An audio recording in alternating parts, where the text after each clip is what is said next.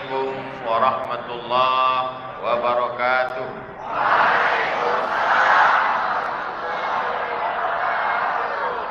Apa kabar semua? Sehat? Alhamdulillahi rabbil alamin. Wassalatu wassalamu ala asyrafil khalqi ajma'in, Sayyidina wa maulana Muhammadin wa ala alihi wa sahbihi wa man tabi'ahu ila yaumiddin. Subhanaka la ilma lana illa ma 'allamtana innaka antal alimul hakim. Rabbi shrah li sadri wa yassir li amri wahlul 'uqdatam min lisani yafqahu qawli. Saat ini hadir bersama kita guru kita Al-Mukarram Ustadz Abdus Syukur. Ini sebetulnya sudah menyalahi kode etik. Sesama Abdul dilarang saling mendahului. Yang tausiah ini Abdul Somad. Saya tidak ingin anak-anak ini mengambil kesimpulan Ustadz Somad tidak sopan, tidak beradab, tidak berakhlak. Ustadz-ustadz, guru-guru, para abi duduk di bawah, di belakang, sementara dia duduk di depan. Bukan salah saya, ini salah panitia. Ini hanya sementara menyampaikan tausiah saja. Mudah-mudahan ini tidak mengurangi penghormatan kita kepada guru-guru kita, insyaallah. Al-adab fauqal ilmi. Kalau sekedar ilmu, maka ada yang lebih hebat hafalannya. Siapa itu? Google.com. Kalau sekedar mengingat tausiah Somad, ada yang lebih kuat ingatannya. Siapa dia? Saya tidak mau sebut mereknya, nanti jadi iklan gratis.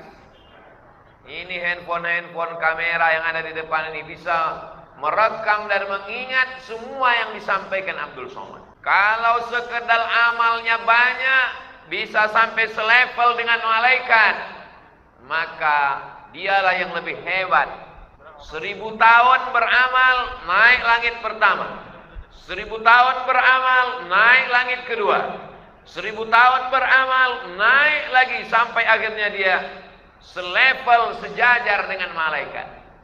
Wa idh qulna lil malaikati isjudu li Adam fasajadu, semua malaikat bersujud illa, itu dia orangnya, iblis. Dia bukan malaikat, tapi dia selevel dengan malaikat. Lalu dia dari mana? Buka surat Al-Kahfi. Kana minal jinni fa fasaqa an amri rabbih. Dia berasal dari kalangan jin. Lalu kemudian Allah bertanya kepada dia, ma mana'aka alla tasjuda li Adam? Apa yang membuat kamu tidak mau bersujud kepada Adam? Idz amartuka, ketika aku perintahkan kepadamu. Dia menjawab, khalaqtani min nar, kau ciptakan aku dari api. Wa khalaqtahu min tin, kau ciptakan dia dari tanah. Ana khairum minhu. Itu dua dalil bahwa dia bukan malaikat. Yang pertama Allah mengatakan kana minal jinni. Yang kedua dia ngaku khalaqtani min nar, dia dari api. Sedangkan malaikat dari nur. Apa bedanya? Yang satu nar, yang satu nur. Nur cahaya, nar api. Setan, iblis, jin diciptakan dari api. Sedang malaikat dari nur. Manusia semua ini diciptakan dari tanah. Warnanya hitam, baunya busuk, letaknya rendah, diinjak tapak kaki. Tapi kenapa saat ini bisa dia naik ke atas? Ini karena kemuliaan Al-Qur'an. Abdul Somad bisa duduk di sini tidak hafal Quran. Beda dengan abi kalian yang pecinya warna biru, itu hafal Quran. 30 juz. Kalau merah seperti ini, juz 30. Mohon maaf yang pecinya merah, jangan tersinggung. Mudah-mudahan anak cucu kita, santri-santri ini semua menjadi para penghafal. malam Senin, malam Selasa, malam Rabu, malam Kamis, malam Jumat, malam Sabtu. Tapi ada satu malam yang paling mulia. Satu malam itu kalau kita beramal 83 tahun. Kenapa malam itu menjadi mulia? Karena malam itu bersanding dengan Al-Quran. Inna anzalnahu fi lailatul qadar. Dalam ayat lain, inna anzalnahu fi lailatin mubarakah. Malam itu sebelumnya tidak ada apa-apanya, tapi malam itu berubah menjadi malam paling mulia karena kemuliaan Al-Qur'an. Ada kertas putih. Kertas putih bisa dibuat jadi pembuang ingus, bisa dibuat jadi pembuang daki, bisa membuat korek telinga. Tapi begitu dituliskan di kertas itu, ya ayyuhalladzina amanu taqullaha haqqa tuqatih wa la tamutunna illa wa antum muslimun. Setelah ditulisnya dengan kaligrafi yang indah, lalu dengan sengaja dia usapkan ke hidungnya, langsung ditangkap Bapak Babin Kamtipmas. Kenapa?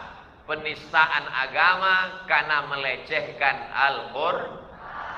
Kertas yang sebelumnya tidak ada apa-apanya bisa menjadi mulia karena Al-Qur'an. Gua, lobang tanah, lobang di atas gunung, lobang batu, tempat orang berlindung. Gua yang paling banyak di Jakarta. Siapa lu, siapa gua? Ada satu gua. Banyak sekali gua di Indonesia. Tapi kenapa gua itu yang dikunjungi orang? Bayar tiket 30 juta, hotel, makan, tinggalkan kerja. Sampai ke sana dia naik ke atas gua itu. Mengapa gua itu mulia? Karena di gua itu turun Iqra bismi rabbikal ladzi khalaqa khalaqal insana min 'alaqin iqra wa rabbukal akramul ladzi 'allama bil qalami 'allamal insana ma lam ya. Gua menjadi mulia karena Quran. Malam menjadi mulia karena Quran. Kertas menjadi mulia karena Quran. Tembok yang lain biasa saja. Tapi kalau tembok ini tidak ada yang berani menyentuhnya tanpa wudu, tak ada yang berani menginjaknya, tak ada yang berani melangkahinya. Tembok menjadi mulia karena Quran. Maka kepala anak-anakku ini menjadi mulia isi kepalanya insyaallah sesuai dengan doa Allahummarhamna bil Quran. Tapi ngisi Quran ke kepala itu tidak sama dengan mengisi film ke dalam handphone. Kalau ngisi film dalam handphone cukup dengan download 10 menit masuk. Saya sudah download 1 jam kok nggak masuk Pak Ustadz, paketnya nggak ada. Perlu 3 tahun, nggak hafal 3 tahun, 6 tahun, nggak hafal 6 tahun, 10 tahun, nggak juga hafal, ganti kepala. Yassarnal Qur'ana lidzikri fahal min muddakir. Kami sudah mudahkan kepala ini untuk mengingat Al-Quran. Tapi kalau sudah tua macam saya ini, dibaca ujung lupa pangkal, dibaca pangkal hilang ujung, dibaca tengah hilang ujung pangkal. Maka mumpung anak-anakku masih muda sekalian, manfaatkanlah ini semua. Beberapa waktu yang lalu ada seorang ulama orang Mesir, tidak bisa tinggal di Mesir karena politik. Akhirnya beliau mendapat suaka politik dari pemerintah Qatar. Dia menjadi ketua ikatan ulama seluruh dunia. Namanya Al-Imam Al-Ustadz Ad-Doktor Profesor Syekh Yusuf Al-Qaradawi. Dia menulis buku. Nanti download bukunya dalam bentuk PDF. Judul bukunya At-Tatarruf Al-Ilmani fi Muwajahatil Islam namuzaj Turkiya wa Tunis. Ulang Pak Ustaz.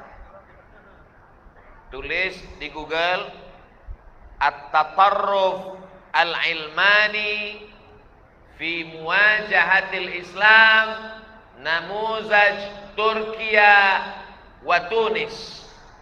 Download PDF. Handphone saya nggak bisa tulis Arab, belum mu'alaf. Coba, gratis, download, tahmil artinya download. At-tatarruf al-ilmani, gerakan radikal sekularisme fi muwajahatil Islam, dalam menghantam Islam, gerakan menghanguskan Islam. Contoh yang dia tulis dalam buku itu 2 negara. Pertama, Turkiya, yang kedua, Tunisia. Bagaimana gerakan radikal sekularisme? Pertama, masjid ditutup, masjid dijadikan museum. Yang kedua, tidak boleh pakai bahasa Arab. Azan pun tidak boleh pakai bahasa Arab. Bayangkan kalau sampai azan di Jakarta pakai bahasa Betawi. Allah,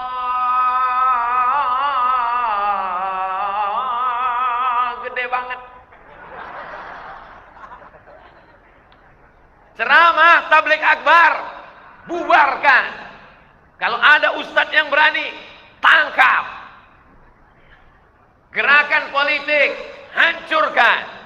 Ketika itu Sultan Abdul Hamid memimpin, jatuhkan. Ketika umat Islam lemah, disitulah Palestina direbut oleh Israel. Sebelumnya mereka bawa 1 koper uang emas menghadap Sultan Abdul Hamid di Istanbul. Sultan Abdul Hamid, berikan tanah Palestina ke kami, kata orang Yahudi. Ini uang emas. Apa kata Sultan Abdul Hamid? Yang direbut dengan tetes darah syuhada tidak akan kujual dengan emas. Yahudi sakit hati, marah mereka. Akhirnya ditumbangkan Sultan Abdul Hamid, dihancurkan Islam. Lalu peristiwa itu terjadi kapan? Peristiwa itu terjadi tahun 1924. Sekarang tahun 2022. Tahun depan 2023. Tahun depan 2024. 2024 bukan sekedar pilkada dan pileg. 2024 adalah 100 tahun penghancuran Islam. Tapi apa yang terjadi di Turki setelah 100 tahun? Kurang 2 tahun. Sekarang 2022. 2 tahun lagi 100 tahun. 1 abad lamanya. Apakah Islam hilang? Apakah masjid tutup? Apakah anak muda sekuler? Apakah Islam hancur? Masya Allah, tabarakallah. Saya sedang berada di pesantren tahfiz Quran As-Saifur Rahim Sulaimaniyah. Allahu Akbar. Dia tidak membawa senjata, dia tidak membawa partai, dia tidak membawa apapun. Yang dia bawa hanya Quran saja. Dia ajarkan muridnya baca Quran. Setelah bagus baca Quran, tahsin ngapal Quran. Setelah itu diajarkannya baca kitab. Akidahnya Ahlussunnah wal Jamaah, fikihnya bermazhab. Dan uniknya, dia tidak hanya sekedar bertasawuf, tapi dia bertarekat. Tarekatnya adalah Naqsyabandiyah. Dari Imam Bahauddin Naqsyabandi, sanadnya sampai kepada Sayyidina Abu Bakar Siddiq, sampai kepada Sayyidina Maulana Muhammad sallallahu alaihi wasallam. Akhirnya setelah 100 tahun, apa yang terjadi?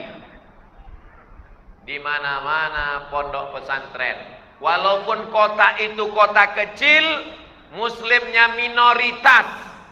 Yang berdiri adalah pesantren tahfiz Quran Sulaimaniyah. Dari Turki sampai ke kota kecil di Sumatera Utara. Orang Islam di sana minoritas. Nama kotanya pematang siantar. Ustaz kok tahu? Saya yang meletakkan batu pertamanya. Dari Turki begitu jauh sampai. Jadi hari ini saya sampai kemari, pahalanya mengalir kepada Syekh Sulaiman Hilmi Tunahan. Allahumma firlahu warhamhu wa'afihi wa'afwan. Beliau tidak perlu doa saya. Tak perlu beliau pada bacaan Al-Fatihah yang saya baca. Kenapa? Karena muridnya dari mulai seluruh kutub utara, kutub selatan. Hanya beberapa negara saja yang dia tidak bisa masuk. Di mana yang tak bisa masuk? Israel. Israel tentu tak bisa buat tahfiz Quran. Di mana lagi? Korea Utara. Selain daripada itu bisa semuanya.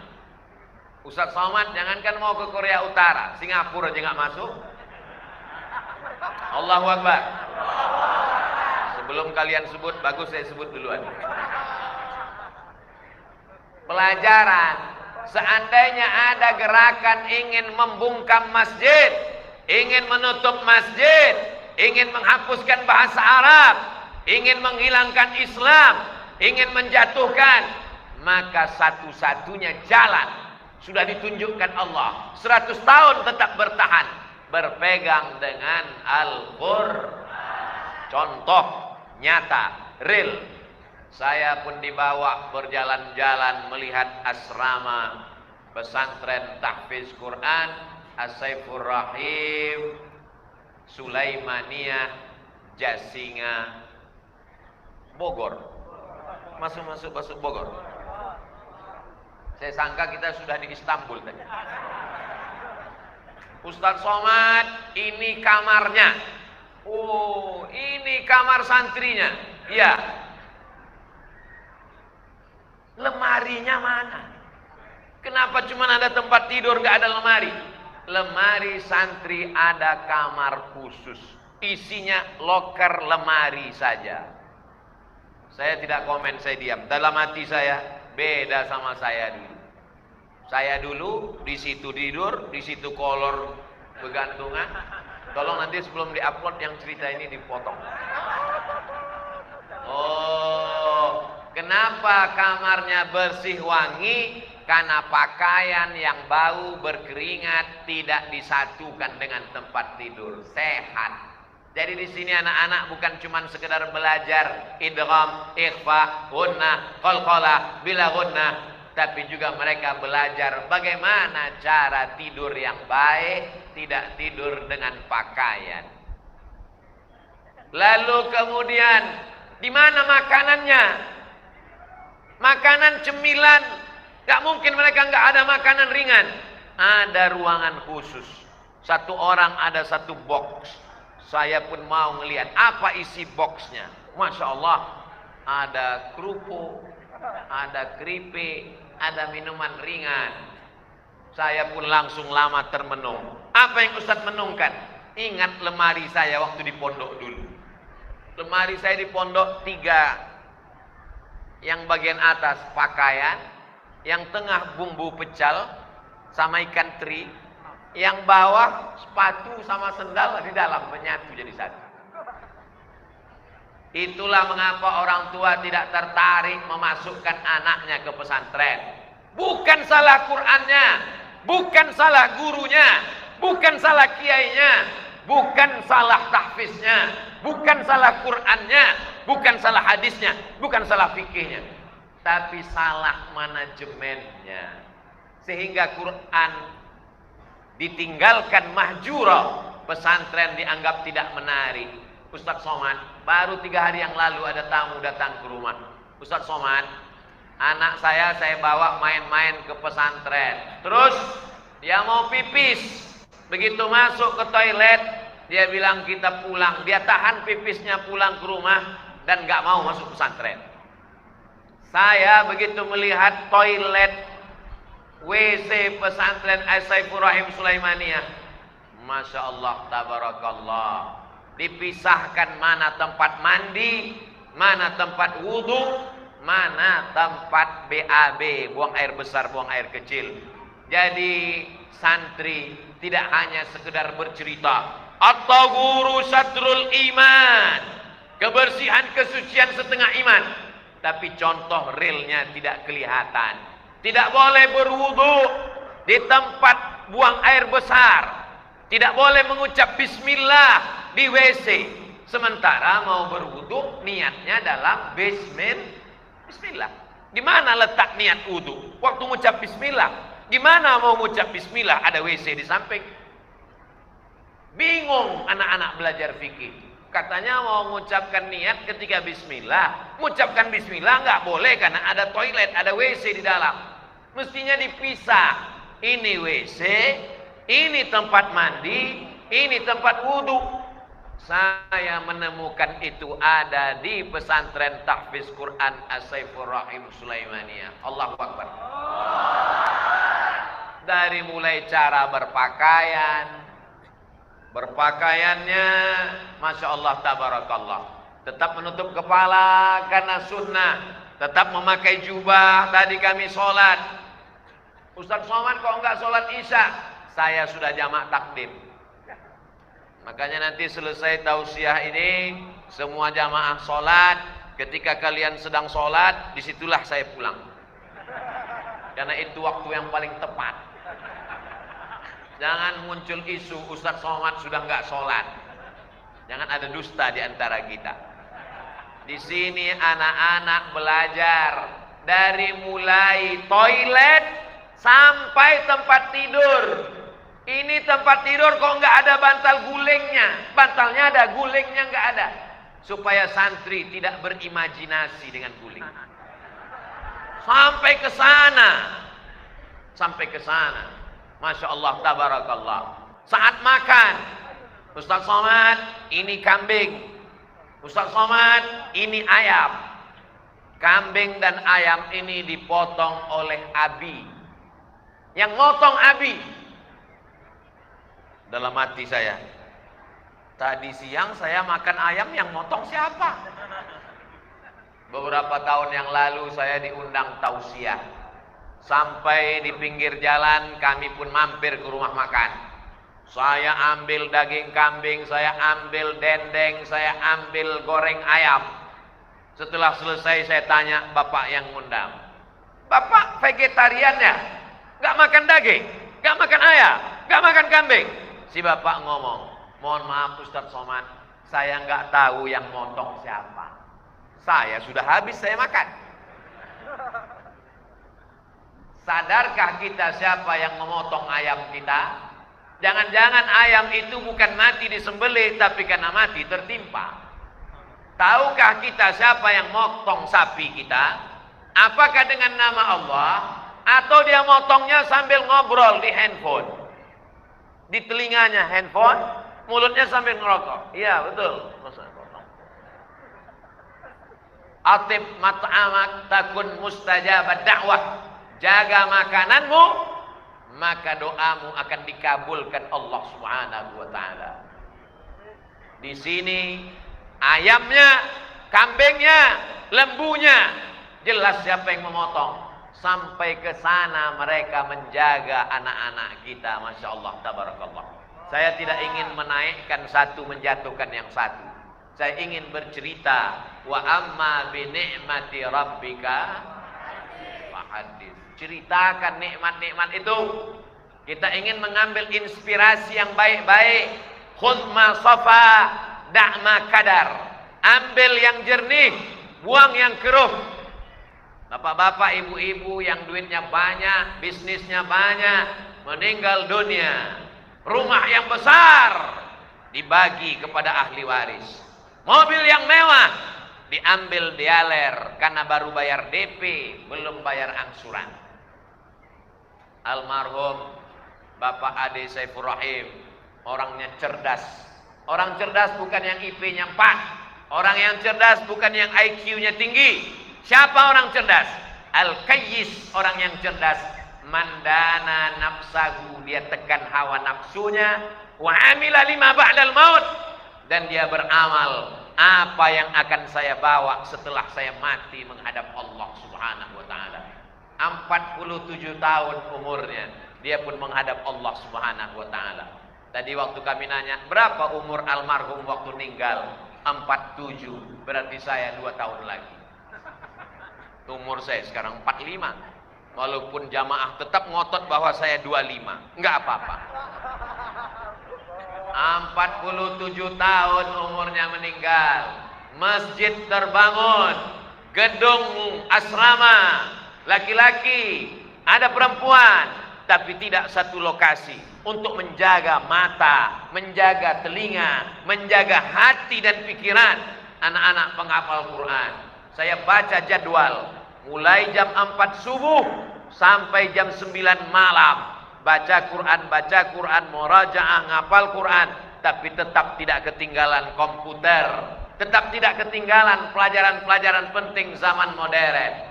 Jangan bayangkan anak penghafal Quran kumuh, lusuh, bau, kotor.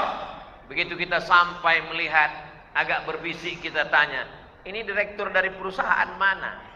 Ini adalah santri-santri, pakai dasi, pakai jas, ganteng-ganteng. Saya tangka orang dari Istanbul, Islamabad, Pakistan, dari luar negeri, ternyata dari Jasinga. Allahu Akbar. Ibu-ibu yang ada di bawah, saya tahu kalian sedang melihat layar di bawah. Kalau kalian mau cari menantu, datanglah kemari penghafal Quran. Booking dari sekarang sebelum disambar elang.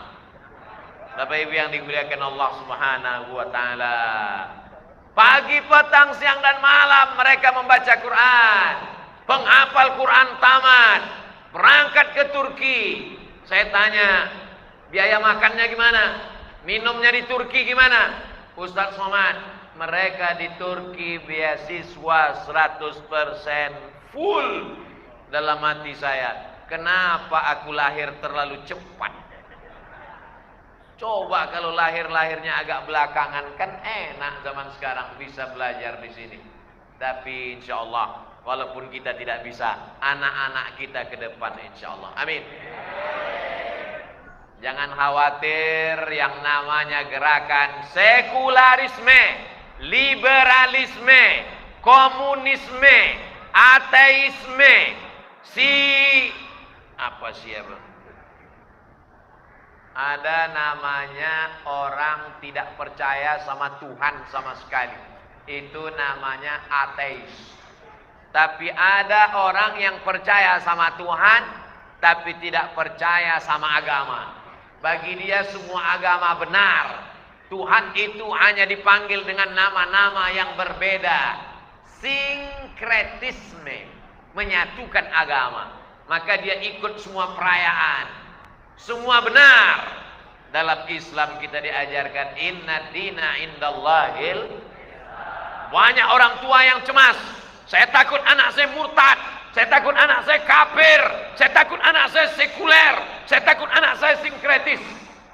100 tahun jawabannya sudah diberikan oleh Syekh Sulaiman. Berpegang saja anakmu dengan Quran. Kami buktinya sampai hari ini tegak agama Allah Subhanahu wa taala. Bahkan tidak hanya sekedar mereka di Istanbul, sampai ke Jasinga, sampai ke Sumatera Utara, sampai ke Papua, sampai ke Korea Selatan, sampai ke Eropa. Allahu Akbar. Siapa yang tidak bisa melakukan sesuatu yang baru, maka tinggal ikut saja ijtihad Syekh Sulaiman. Insya Allah dia selamat. Wahai Bapak Ibu, kalau kamu tidak penghafal Quran, kamu bukan kiai, kamu bukan ulama, cerdas. Bangun pesantren tahfiz Quran. Sediakan masjid asrama, sediakan dapur, toilet, kamar mandi. Maka meninggal dunia, mengalir pahalanya sampai hari kiamat insyaallah. Saya sudah melihat dengan mata kepala saya sendiri. Saya sudah masuk ke toiletnya untuk berwudu. Saya sudah masuk ke tempat wudu, saya sudah masuk ke tempat toilet, saya sudah masuk ke kamar.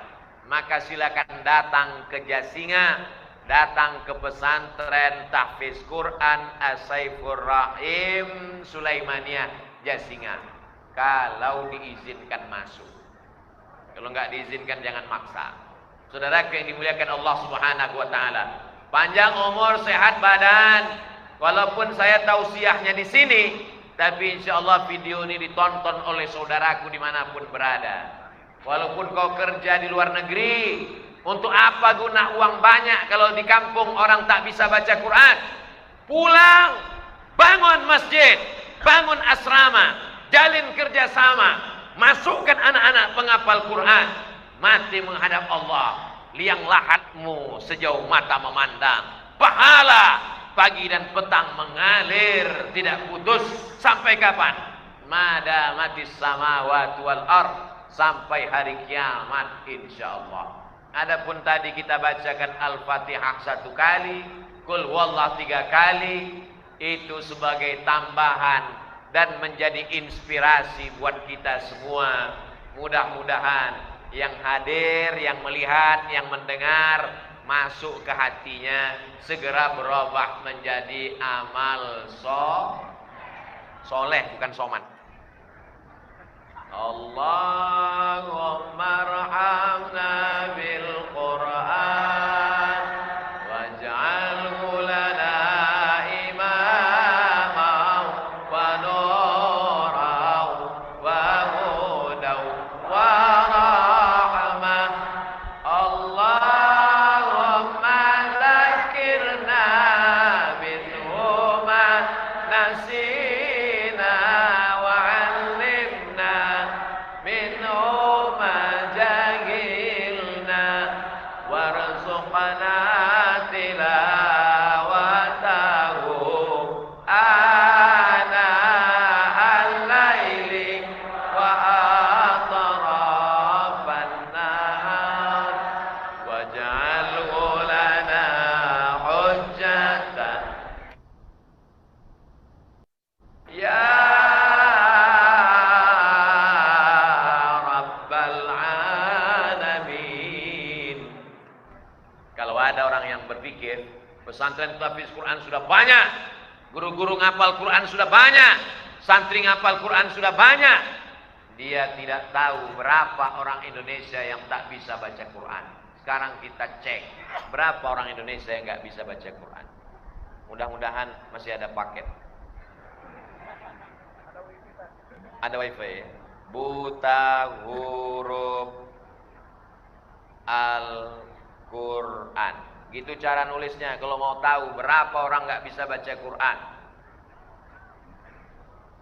Sensus Badan Pusat Statistik, buta huruf Al-Quran 53%. Jadi kalau ada 100 orang Indonesia ngumpul dan semuanya muslim, saudara kita yang non muslim tidak masuk.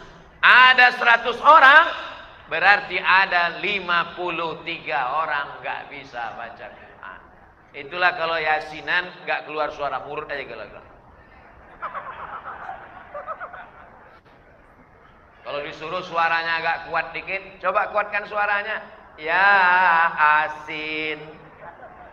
Loh, kok ente baca ya Asin? Ini tulisannya rupanya baca Latin. Alat zina. Kok alat zina? Rupanya allazina. Salah siapa? Siapa yang mau kita salahkan? Kalau ada orang sakit terbujur kaku di rumah sakit, yang satu nyalakan kepalanya kena panas, yang satu nyalakan badannya nggak istirahat, yang satu nyalakan mulutnya nggak minum air, dehidrasi kurang cairan, yang satu nyalakan kakinya terlalu banyak jalan. Akhirnya orang yang jenguk itu mengatakan, kamu sakit gara-gara ini, kamu sakit. Yang sakit bertambah sakit, error, mati, meninggal. Terlalu banyak yang menyalahkan. Kalau mati lampu, lalu kemudian dicari mesin, diesel, dihidupkan, nggak hidup, semua menyalahkan. Kenapa nggak dites dulu? Kenapa nggak dibeli minyak? Kenapa nggak diservis? Tidak ada yang menyalakan lampu untuk mengusir kegelapan. 53 orang. Kalau kita ada 100 orang, 53 orang tidak bisa baca Quran. Kalau kita ada 1000 orang, 530 orang tidak bisa baca Quran. Kalau kita ada 1.000.000 orang, 530.000 orang tidak bisa baca Quran. Maka setiap desa mestinya ada sekolah tahfiz Quran, insyaallah. Amin. Anak-anakku sekalian, kalian tamat dari As-Saifur Rahim Sulaimaniyah. Silakan kalian jadi polisi, silakan jadi tentara, silakan jadi pengacara, silakan jadi anggota dewan, silakan jadi bupati. Tapi kalian tetap punya pesantren tahfiz Quran. Setuju? Ini yang dapat menyelesaikan masalah umat. Taraktu fikum amraini, ku tinggalkan pada kamu dua perkara. Intamasaktum bihima, kalau kamu pegang, lan tadillu abada, kamu tak akan sesat untuk selamanya. Kitabullah, Al-Quran. Fokus saja adik-adik anak-anakku sekalian di Quran. Dari mulai makharijul hurufnya, waqaf wal ibtida, mulai membacanya, menghafalnya, baca kitab kuningnya, tafsirnya. Saya mau tafsir bil maksur, bersanad sampai ke Rasulullah, disusun oleh Imam Abu Ja'far Ibnu Jarir At-Tabari.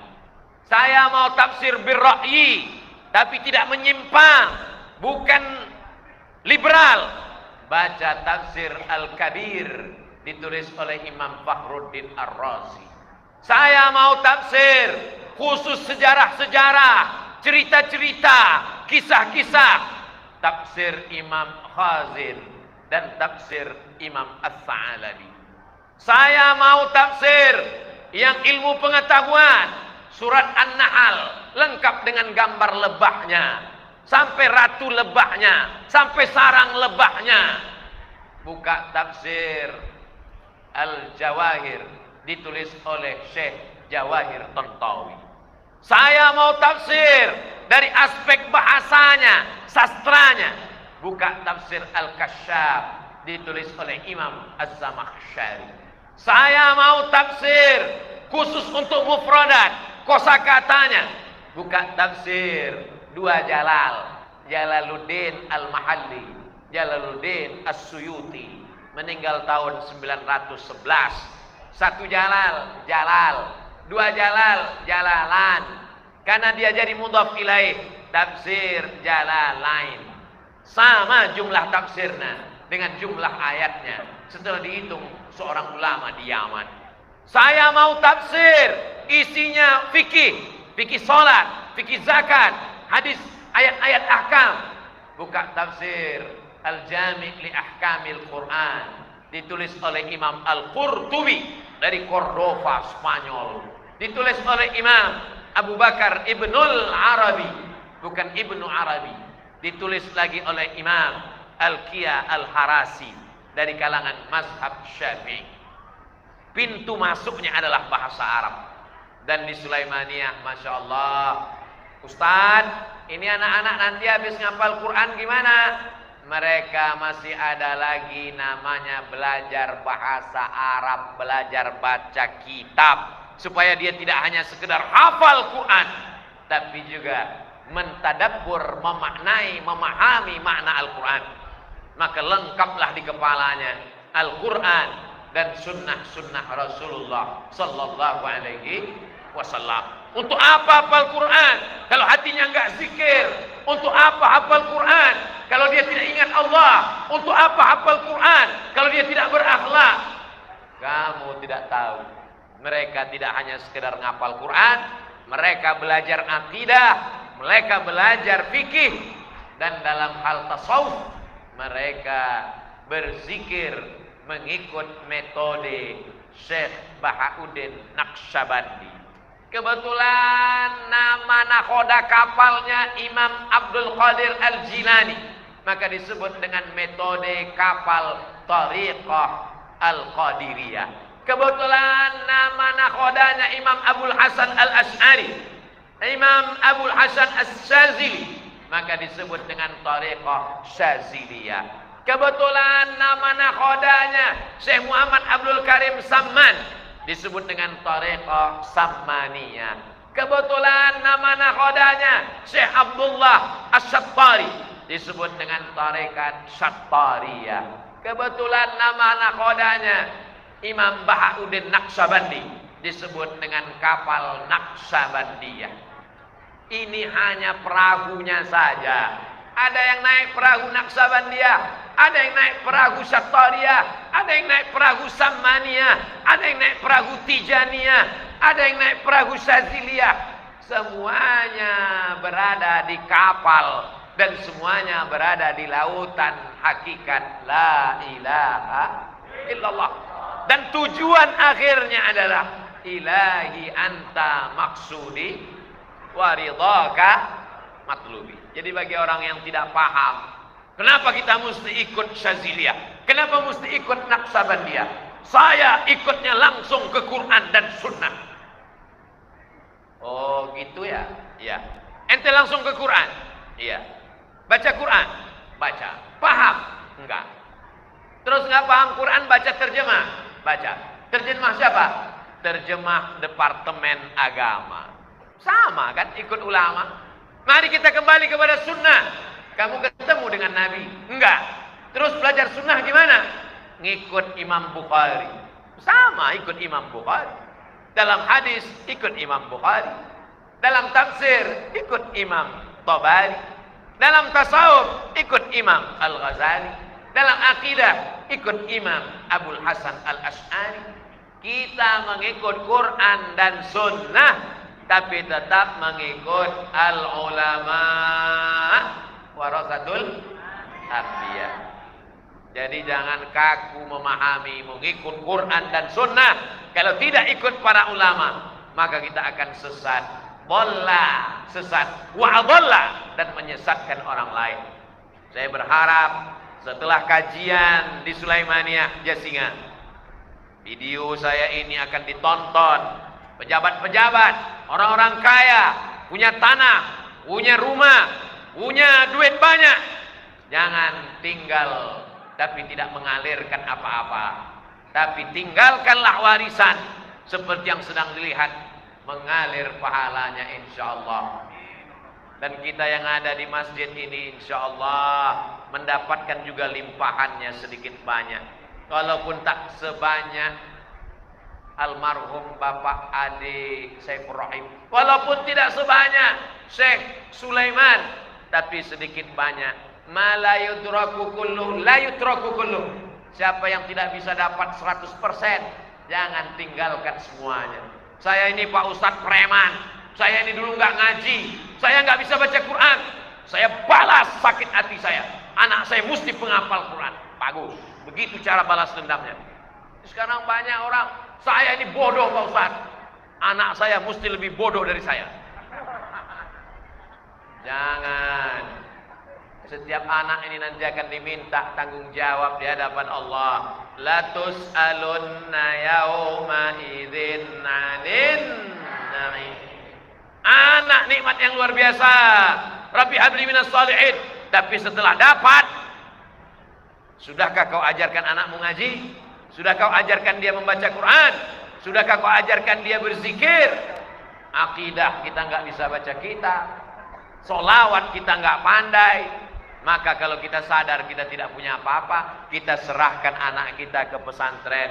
Selamat dunia, selamat akhirat. Fid dunya hasanah wa fil akhirati. Allahumma salli ala sayyidina Muhammadin tibbil qulubi wa dawaiha wa afiyatil abdani wa shifaiha wa nuril absari wa diyaiha wa ala alihi wa sahbihi wa sallim.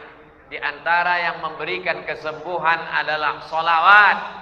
Tapi Allah berkata dalam Al-Quran, wa nunazzilu minal Qur'ani ma huwa. Air ketika dibacakan ayat-ayat Al-Quran maka berubah. Dilihat pakai mikroskop, muncul molekul-molekul cahaya seperti bunga kristal. Mana Pak Ustaz? Mana? Lagi-lagi kita kembali ke google.com. Tulis di situ miracle of water. Tulisannya Pak Ustaz, miracle of water. Miracle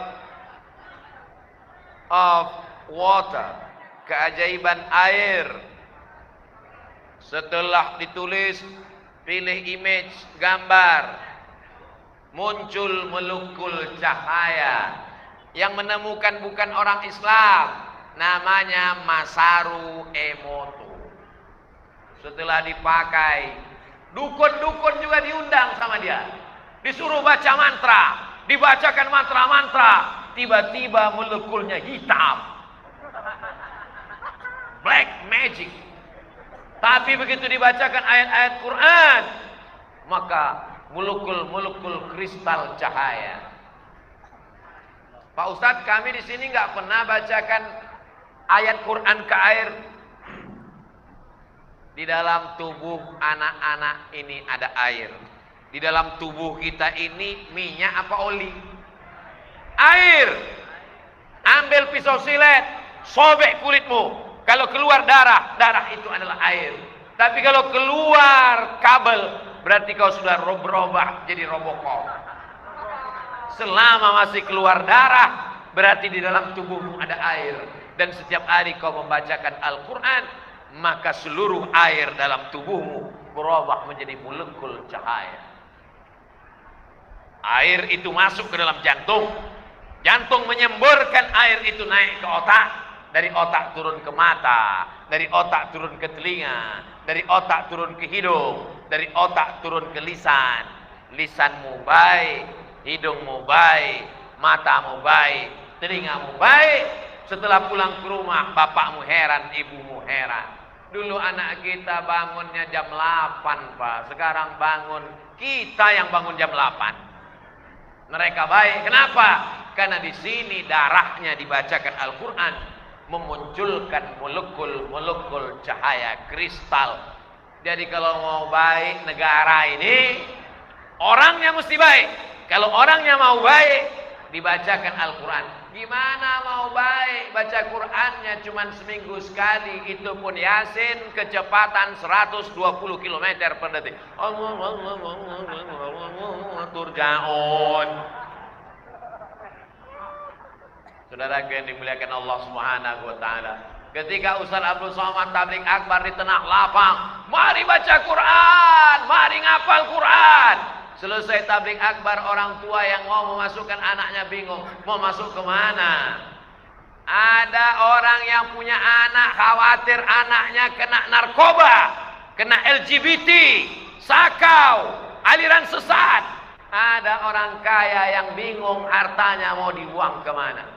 Dipertemukan dalam pengajian. Yang kaya bangun masjid, bangun sekolah tahfiz Quran sehingga anaknya selamat. Yang kaya mendapatkan berkah rezekinya, yang punya anak mendapatkan anak yang soleh, amal jariah mengalir sampai akhirnya kita menghadap Allah Subhanahu.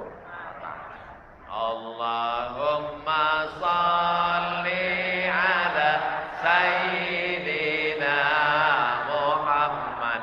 وأصغر الظالمين بالظالمين وأخرجنا من بينهم سالمين وعلى آله وصحبه أجمعين صلى الله ربنا على النور أحمد المصطفى سيد المرسلين وعلى آله وصحبه أجمعين وعلى آله وصحبه أجمعين أشغل الظالمين بالظالمين. Urus Quranmu, urus anakmu, urus makanmu, urus masjidmu, hidupmu, biar Allah yang ngurus. Betul? Bingung orang, bagaimana ini Ustaz? Aniaya, terzalimi. Kalau Allah mau menolong, innama amruhu idza arada syai'an ayaqula lahu kun. Pernahkah terlintas di pikiran manusia? Tidak. Allah sibukkan orang yang zalim dengan orang yang zalim. Asghiriz zalimin bizzalimin. Itu doanya para ulama, para habaib, para penghafal Quran. Tak terlintas di hati manusia.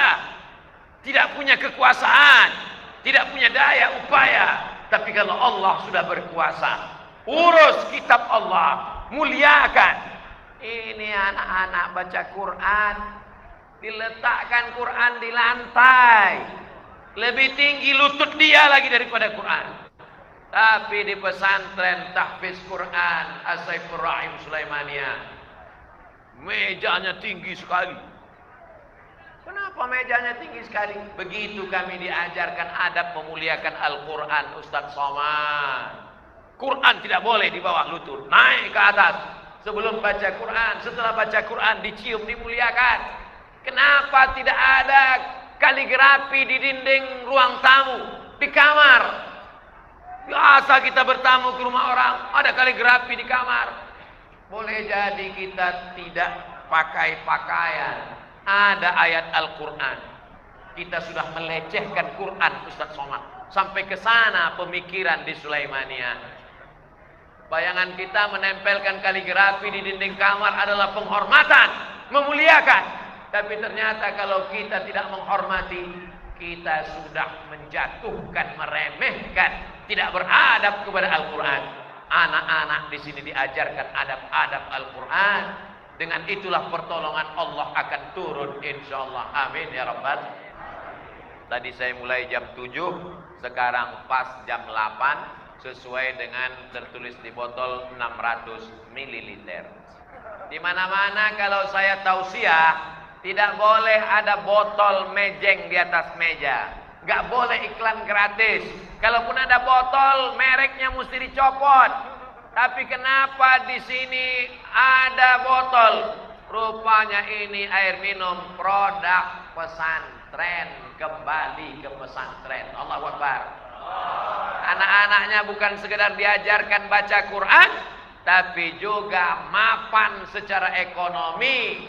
Sekarang kita ngaji, baca Quran, bersolawat, tapi ternyata air minumnya milik orang lain. Mengkayakan orang.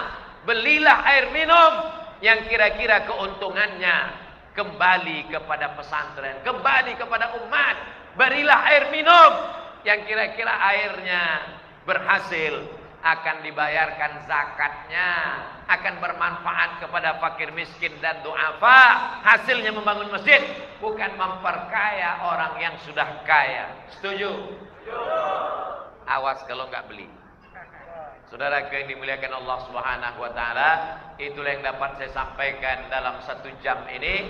Ingat, belum sholat Isya, sudah azan, nanti sholat Isya berjamaah. Terima kasih segala perhatian, mohon maaf segala kesilapan dan kehilafan. Aqulu qauli hadza astaghfirullah li wa lakum. Wassalamualaikum warahmatullahi wabarakatuh.